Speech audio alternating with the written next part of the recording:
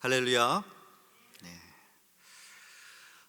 제가 초등학교 때 피아노를 좀 배웠습니다. 교회 사모님한테 피아노를 배웠는데 아쉽게도 왼손밖에 배우지를 못했어요.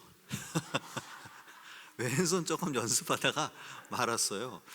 그래서 제가 지금 피아노를 못 칩니다. 그때 좀 배웠어야 되는데 어쨌든 그때 이 피아노를 좀 배우면서 그 찬송가를 조금 연습을 해봤어요. 그래서 그때 열심히 연습했던 찬송가가 337장 내 모든 시험 무거운 짐을 이라고 하는 거예요. 그래서 그거는 제가 안 보고도 이렇게 칠 수가 있습니다. 근데 그때 어린 나이에 그 찬송가를 이렇게 연습을 하는데 그 가사가 굉장히 의미심장했어요. 내 모든 시험 무거운 짐을 주 예수 앞에 아뢰면 무거운 짐을 나 홀로 지고 견디다 못해 쓰러질 때, 그 가사가 처절하잖아요. 그래 어린 마음에 아니 뭐가 그렇게 무거운 짐이 있나, 그리고 무거운 짐이 있으면 그걸 좀 내려놓으면 되지 왜 그걸 그렇게 내려놓지도 못하고 그렇게 견디다 못해 쓰러지는가 하는 생각을 한 적이 있습니다. 그런데 여러분, 살아보니까 정말 무거운 짐이 있고 내려놓을 수 없을 만큼 정말 그런 감당기 어려운 짐들이 있더라고요. 그래서 가끔씩 저도 모르게 힘들어 죽겠다, 좋은 말은 아니지만 나도 모르게 입에서 그런 말이 튀어나올 그런 경우가 있습니다. 우리 모두 얼마나 힘들게 살아가고 있습니까? 겉으로 볼 때는 참 화려해 보이는 인생일지라도 누구나 모든 사람이 인생의 짐을 가지고 살아갑니다.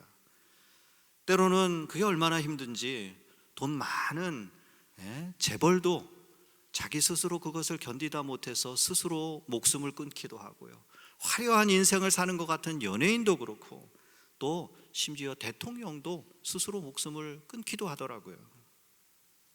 오래전에 로빈 윌리엄스라고 하는 아주 유명한 영화 배우가 63세의 젊은 나이로 자살하는 사건이 있었습니다. 그의 죽음이 더욱 안타까운 것은 그가 영화에서 역할을 맡을 때는 항상 행복하고 또 유쾌하고 남을 도와주는 그런 역할을 감당했던 분이죠. 실제로 그는 다른 사람들을 돕는 일에 열심이었다고 합니다. 그런데 그에게는 아무도 모르는 무거운 짐이 있었습니다. 오랫동안 아주 심각한 우울증을 겪어왔고, 그리고 그가 이 사망하기 전에는 고칠 수 없는 불치의 병을 진단받았다고 합니다. 그는 많은 사람들 앞에서는 항상 웃었고 또 남에게 웃음을 주었지만 정작 그의 마음은 울고 있었던 것이죠. 사람들은 누구나 이처럼 남모르는 수고와 무거운 짐을 가지고 살아갑니다. 그래서 욥기서 5장 7절 말씀 보니까 사람은 고생을 위하여 났나니 불꽃이 위로 날아가나이다, 이렇게 인생을 표현했어요. 정말 평생을 행복하게만 살 것 같았던 욥이요, 한순간에 자식과 재산을 다 잃어버리고 자신의 육체마저 병들고 또 아내로부터 비난받고 정말 이런 비참한 인생이 되었습니다. 그때 했던 그의 고백이에요. 사람은 고생을 위하여 났나니 불꽃이 위로 날아가는 것 같아이다. 언제 우리 머리 위에 불이 붙을지 모를 정도로 위태위태한 인생을 살고 있다는 것입니다. 인간은 에덴 동산에서 하나님을 배신할 때부터 하나님 말씀을 어기고 내 뜻대로 한번 살아보겠다라고 하는 선택을 할 때부터 수고와 무거운 짐을 지고 살아갈 존재로 태어나게 된 것이죠. 태어나면서부터 어린 시절에도 부모를 잃어버릴까 하는 걱정을 참 많이 합니다. 여러분은 어떠신지 모르지만 저는 꿈속에서 부모님 잃어버린 꿈을 참 많이 꿨던 것 같아요. 젊은이가 되면 미래와 삶에 대한 고민이 있고요, 중년에는 재정적인 형편이나 자녀 문제 또 노후 대책으로 인해서 걱정을 합니다. 그리고 노년이 되면 질병과 죽음 앞에서 근심하며 살아갈 수밖에 없는 것이죠. 어떤 사람은 질병의 짐, 어떤 사람은 가난해짐, 어떤 사람은 불화해짐, 어떤 사람은 상대방 배우자의 짐, 어떤 사람은 자녀의 짐. 이 모든 짐들 가운데 인간은 신음하고 있습니다. 이 세상의 수고와 근심, 걱정 지금 잠깐 없는 것 같지만, 그러나 마치 파도와 같이 밀려갔다 다시 몰려오는 것이 인생의 수고와 무거운 짐 아니겠습니까? 그래서 어떤 사람들은 이 무거운 짐을 자기 스스로 좀 내려놓기 위해서 여러 가지 방법을 찾더라고요. 어떤 사람은 일부러 일을 열심히 합니다. 일에 몰두하고 분주하게 살려고 하고, 어떤 사람은 막 술 취하고 그런 방탕한 삶을 살기도 하고, 어떤 사람은 여러 가지 자기가 좋아하는 취미를 만들어서 그것에 몰두하기도 하고요. 어떤 사람은 마음에 맞는 사람들을 좀 찾으면 이 근심과 고통을 잊을 수 있을까 해서 사람을 찾아다니고 합니다. 그러나 그것으로는 완전히 수고와 무거운 짐을 벗을 수가 없어요. 오히려 그로 인해서 짐을 더 얹게 되는 경우를 참 많이 보게 됩니다. 이소부화 가운데 여러분, 어리석은 당나귀라는 이야기 아시죠? 주인이 무거운 소금자루를 그냥 등에다 얹어주니까 꾀를 내지 않습니까? 자신의 짐을 가볍게 할 수 있을 것으로 생각하고 주인이 소금을 실어주면 어떻게 해요? 가다가 물에 탁 넘어지는 거예요. 그러면 소금이 녹으니까 짐이 가벼워져요. 당장은 그렇게 해서 다 해결될 줄 알았는데 주인이 그걸 알았어요. 그래서 어떻게 합니까? 소금 대신에 솜을 얹어줍니다. 그걸 모르는 당나귀가 가다가 물에 가서 또 착 빠지는 거죠. 그랬더니 어떻게 됩니까? 이번에는 더 무거워집니다. 솜에 물이 잔뜩 들어가가지고 그냥 얼마나 무거운지 한 발자국도 걸을 수 없었다라고 하는 이야기인데요. 마치 이와 같이 우리도 스스로 자신의 수고와 무거운 짐을 덜어내려고 하다가 더 많은 수고와 더 많은 짐을 지고 가는 것을 보게 돼요.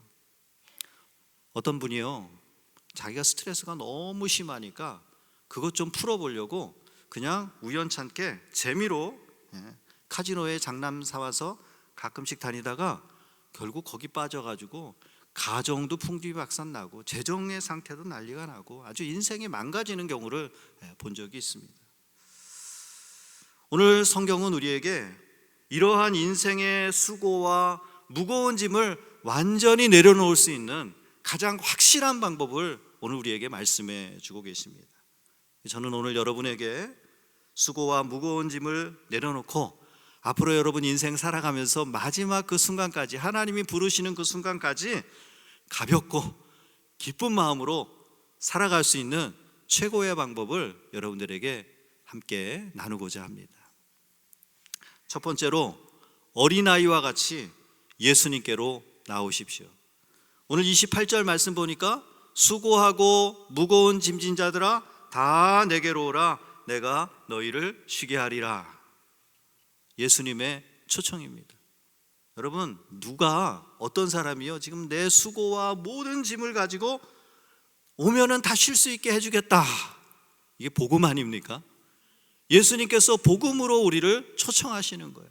우리가 가지고 있는 인생의 모든 문제와 두려움과 걱정을 다 주님 앞에 가지고 나오라는 겁니다. 근데 여러분, 이렇게 초청하는 사람이 능력 없는 무능력자가 그렇게 초청한다면 우리는 코웃음 칠 거예요. 아니, 자기 스스로 감당할 능력도 안 되면서 무슨 말이냐. 근데 오늘 우리를 초청하시는 예수님은 어떤 분이세요? 하나님의 모든 권세를 가지신 분이세요.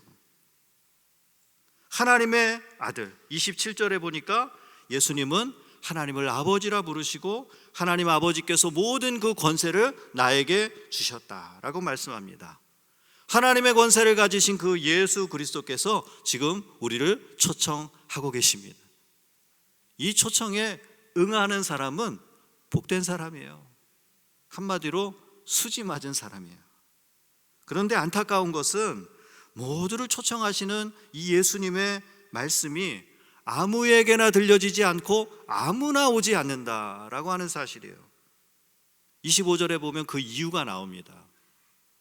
아버지여, 이것을 지혜롭고 슬기 있는 자들에게는 숨기시고 어린아이들에게는 나타내심을 감사하나이다. 주님의 초청은 지혜롭고 슬기로운 자에게는 들리지 않아요. 마치 어린아이와 같이 순수한 사람, 정말 예수님을 순전한 마음으로, 겸손한 마음으로 바라보는 사람에게는 들린다라고 하는 것입니다. 그렇습니다, 여러분. 자기가 지혜롭고 똑똑하다고 생각하며 자기 주장대로 살아가는 사람, 예수님 믿기 참 어려워요. 그게 깨지는 순간이 예수님께 나오는 그때 아닙니까? 반면에 어린아이와 같이 순수하고 연약한 사람들이 예수님을 참 잘 믿습니다. 마치 아이들은 부모 없이 살 수 없잖아요. 부모를 의지하는 거예요. 신앙생활은 어린아이와 같이 주님 바라보고 주님 의지하고 살아가는 것입니다. 우리가 어린아이와 같이 연약해질 때 주님이 바라보이고 주님의 말씀이 들려지고 주님을 사모하게 되는 것이죠. 윌리엄 맥도날드라고 하는 분이 쓰신 잊혀진 명령 거룩하라라고 하는 책이 있습니다. 그 책에 보면 어떤 작가가요, 정신병원을 찾아가서 그 환자들을 인터뷰하게 됩니다. 많은 환자들을 만나서 얘기를 해보니까 놀랍게도 정신병동에 들어와 있는 환자들인데 그 정신이 다 또렷하더라는 거예요. 자기 의견도 똑똑하게 말하고, 분명하게 얘기를 합니다. 하는 얘기마다 다 옳은 얘기를 하는 거예요. 그래서 이 작가가 인터뷰를 끝나고 난 후에 그 정신병원의 의사를 만나서 이런 얘기를 하면서, 내가 볼 때는 이 병원에 있는 환자들이 다 문제없는 사람들 같아 보인다, 이렇게 얘기를 합니다. 그때 의사가 이렇게 대답을 합니다. 맞습니다. 그들은 분명히 분별력이 있고 매사에 판단이 분명합니다. 그런데 문제는 그들이 모두 자기 얘기만 한다는 것입니다. 남의 얘기를 들으려고 하지 않고 자기 생각을 계속해서 고집한다는 거, 그게 문제입니다 라고 대답을 하더라는 거예요. 그렇습니다, 여러분. 우리가 내 얘기만 하는 것이 문제예요. 내 생각만 주장하는 것이 문제예요. 심지어 하나님 앞에서까지요, 심지어 주님의 초청을 들으면서까지요, 내 생각에는 그렇지 않습니다. 내 생각에는 나는 원하지 않습니다. 이 주장을 굽히지 않는 거, 그게 문제라는 거예요. 한마디로 제정신이 아닌 것이죠. 우리가 다른 사람 얘기도 들을 줄 알아야 됩니다. 우리가 이제는 내 생각과 내 얘기는 그만하고 마치 오늘 예수님의 말씀처럼 어린아이와 같이 겸손하고 순수한 마음으로 예수님의 음성을 듣고 주님께로 나오는 여러분들 되시기를 주의 이름으로 축복합니다. 자기의 지혜와 슬기가 아니에요. 오늘 예수님이 원하시는 건 어린아이 같아지는 거예요. 속도보다 방향이 중요하다라고 하는 말이 있어요. 여러분 들어보셨죠? 전 참 이 말을 좋아합니다. 아무리 목적지를 향해 빨리 가도 방향이 틀리면 어때요? 갔다가 다시 돌아와야 돼요. 고생하다가 돌아오는 거예요. 무엇보다 중요한 것이 방향입니다. 우리는 수고하고 무거운 짐진 자들아 다 내게로 오라 라고 하는 이 주님의 초청을 들을 때에 다른 데로 가는 것이 아니라 주님께로 나가야 돼요. 우리의 방향이 주님께로 향하여 져야 되는 것입니다. 엉뚱한 데로 가면 고생하는 것입니다. 예전에 한국 대표팀 축구 선수 가운데 황선홍이라고 하는 분이 계셨어요. 여러분 아시는 분도 계시죠? 한때는 꽤 스트라이커로 유명했던 분인데, 그분이 황선홍 선수가 TV 프로그램에 나와서 인터뷰를 하면서 이런 이야기를 했습니다. 자신이 2002년 월드컵 때 큰 실수를 했다는 것입니다. 월드컵 예선에서 홀란드와 경기를 할 때 이 황선홍 선수가 골을 넣었거든요. 골을 넣고 나서 골 세레머니를 하면서 자기 팀의 벤치를 향해서, 원래 그러지 않습니까? 선수들이 자기 감독, 코치 있는 그쪽을 향해서 쫙 달려가는데, 그가 막 달려가면서, 그때 대표팀 감독이 누구예요? 히딩크 감독이었는데, 히딩크 감독을 향해서 달려가지 않고 그 옆에 있는 박항서 코치를 향해서 달려가서 그분과 허그를 했다는 거예요. 히딩크 감독이 좀 서운했겠죠, 그죠? 반면에 그 다음에 이어진 경기 포르투갈전에서요, 박지성 선수가 골을 넣었어요. 아주 명장면 아닙니까? 오른발로 탁 접어서 왼발로 딱 아주 멋있게 들어갔어요. 그리고 그냥 그가 골 세레머니를 하면서 자기 벤치를 향해서 달려가는데, 이것도 명장면이에요. 박지성 선수가 누구한테 탁 안깁니까? 히딩크 감독한테 쫙 안기는 장면이 나와요. 혹시 여러분 기억하시는 분 모르겠어요. 계실 것입니다. 제대로 안겼어요. 히딩크 감독한테 가서 쫙 안기니까 월드컵 끝나고 난 다음에 히딩크 감독이 박지성 선수 데리고 유럽에 가가지고 박지성 선수 성공했잖아요, 그죠?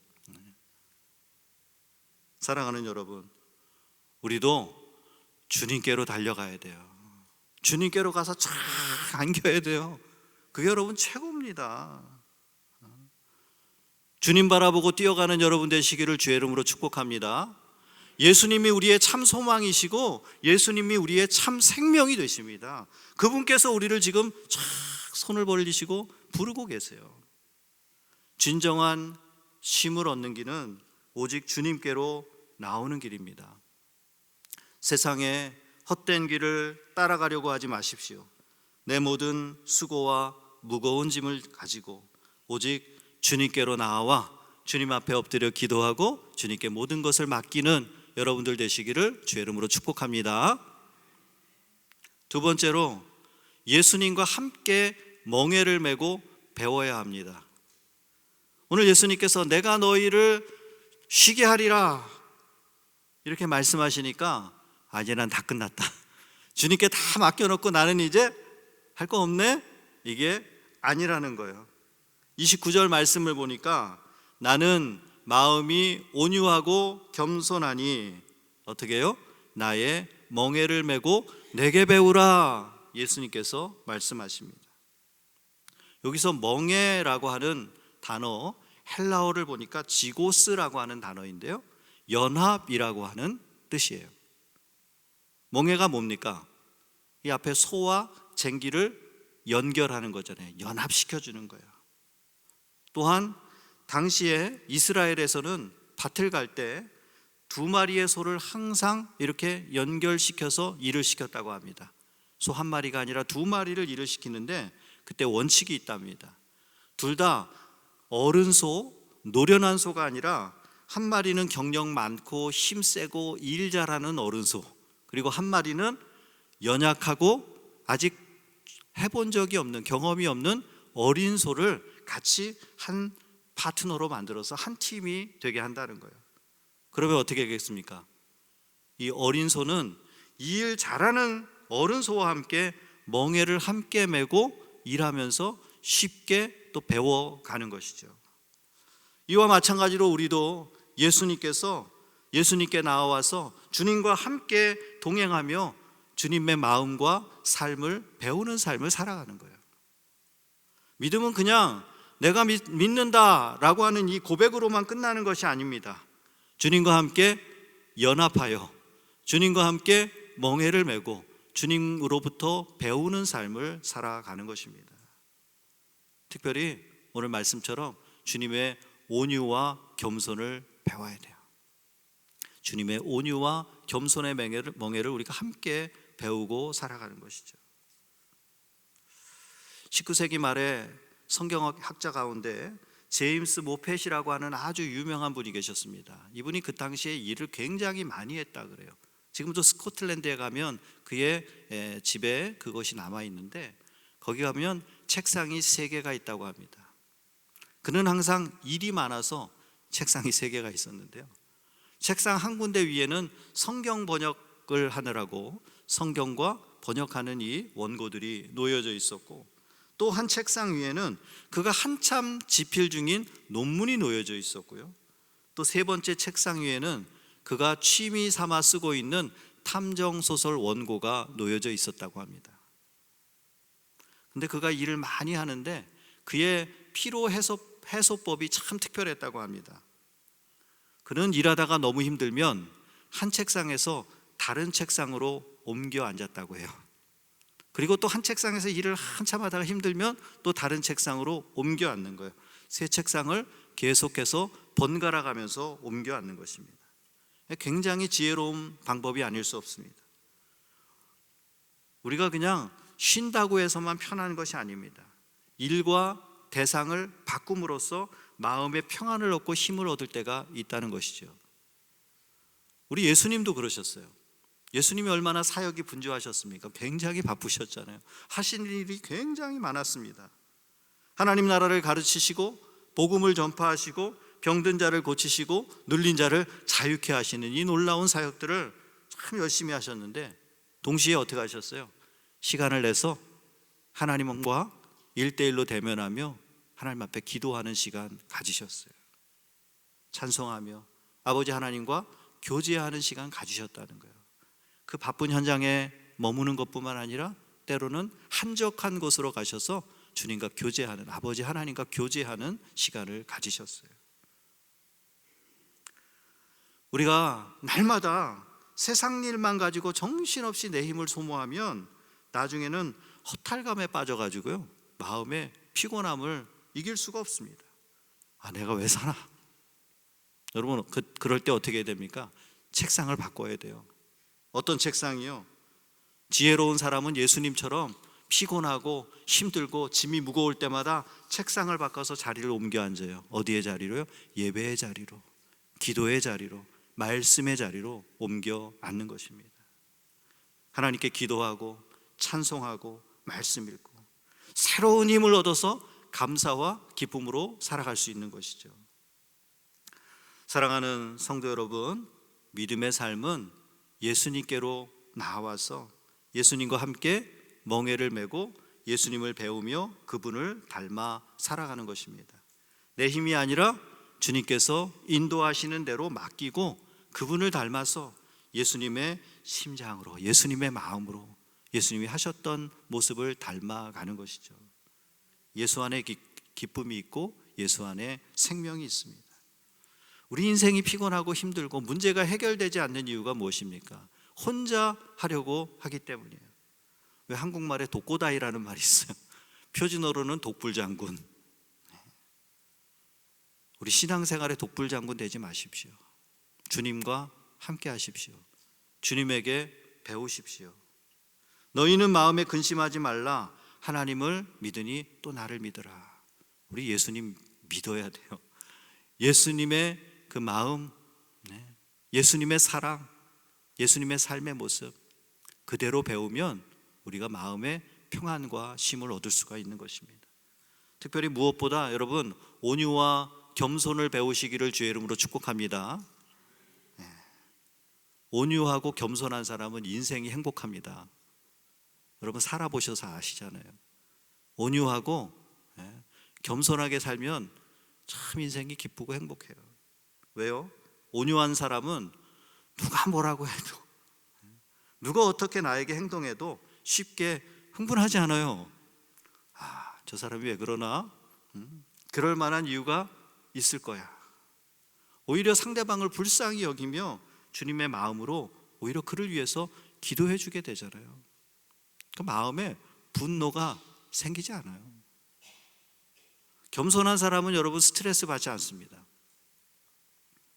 못하면 못하는 대로 감사, 잘하면 잘하는 대로 감사하잖아요. 내 힘이 아니라 내 능력이 아니라 하나님께서 나에게 기회 주시고 능력 주셔서 오늘 이 자리까지 왔으니 그것도 감사. 또 그게 잘 안 되면 하나님께서 또 나로 하여금 무언가 새로운 기회를 주시고 또 배우게 하시는구나 생각하니 그것도 감사. 먼저 하나님 앞에 겸손하시기를 주의 이름으로 축복합니다.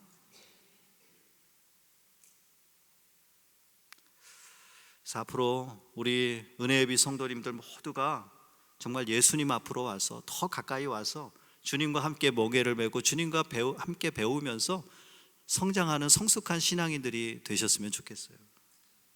주님께서 예수님이라면 이런 상황에서는 어떻게 하실까? 그렇죠, 여러분? 항상 어떤 일을 만나면 예수님 생각하세요. 예수님의 온유와 겸손을 생각하십시오. 예수님 어떻게 하실까라고 항상 질문하십시오. 여러분 모두를 예수님의 멍에 속으로 초청합니다.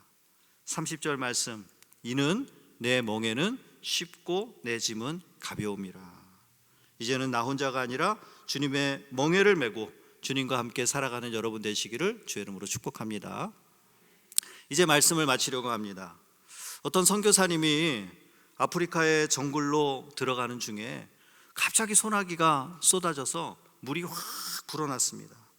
그러자 지금 강을 건너가야 되는데 물이 불어나서 또 물살이 강해서 도저히 건너갈 수가 없는 거예요. 이 선교사님이 그 강을 건너지 못하고 쩔쩔매고 있을 때 바로 그때 저쪽 편에 원주민들이 몇 명이 시냇가로 이 강물 쪽으로 다가왔습니다. 그리고 갑자기 이상한 행동을 합니다. 머리통만한 큰 돌을 주워가지고 어깨에 탁 걸쳐매고 물속으로 싹 들어가서 강을 건너가는 거예요. 선교사님은 왜 저렇게 큰 돌을 어깨에 지고 가뜩이나 물살에 위험할 텐데 저런 행동을 하는가 라고 생각하다가 조금 후에 보니까 원주민들이 다 무사히 이 강을 건너가거든요. 그래서 선교사님도 한번 이상하게 생각하면서 큰 돌을 어깨에 메고 물속으로 들어갔어요. 그러자 센 물살 가운데서도 중심을 잡을 수 있고 또 그리고 그 중심을 잡을 수 있으니까 어렵지만 그 강을 건너갈 수가 있었어요. 결국 어깨에 진 그 무거운 돌이 생명을 지켜주는 돌이 된 것입니다. 마치 이 이야기처럼 우리가 가지고 가는 이 무거운 짐이 때로는 나를 살리는 축복의 도구가 될 수 있다는 것입니다. 그 무거운 짐 때문에 우리가 더 예수님께로 나올 수 있다면, 그 무거운 짐 때문에 내가 예수님과 함께 멍에를 메고 예수님으로부터 배울 수 있다면 그 무거운 짐은 괴로운 짐이고 저주의 도구가 아니라 하나님을 기쁘시게 하고 우리의 믿음을 성장케 하는 축복의 도구가 되는 것입니다. 사랑하는 성도 여러분, 베드로전서 5장 7절의 말씀, 너의 염려를 다 주께 맡기라, 이는 그가 너희를 돌보심이라. 믿으시죠 여러분? 이 말씀 믿으신다면 이제 여러분의 수고와 모든 무거운 짐을 예수님께 맡기십시오. 그리고 주님과 함께 멍에를 메고 주님과 함께 배우며 살아가는 여러분 되시길 바랍니다. 그러면 더 이상 감당할 수 없을 만큼 무거운 짐과 수고가, 정말 우리가 감당할 수 없는 그 수고와 무거운 짐이 우리에게 나쁜 것이 아니라 주님의 사랑과 주님의 일하심을 경험하게 되는 놀라운 축복의 도구, 은혜가 될 줄로 믿습니다.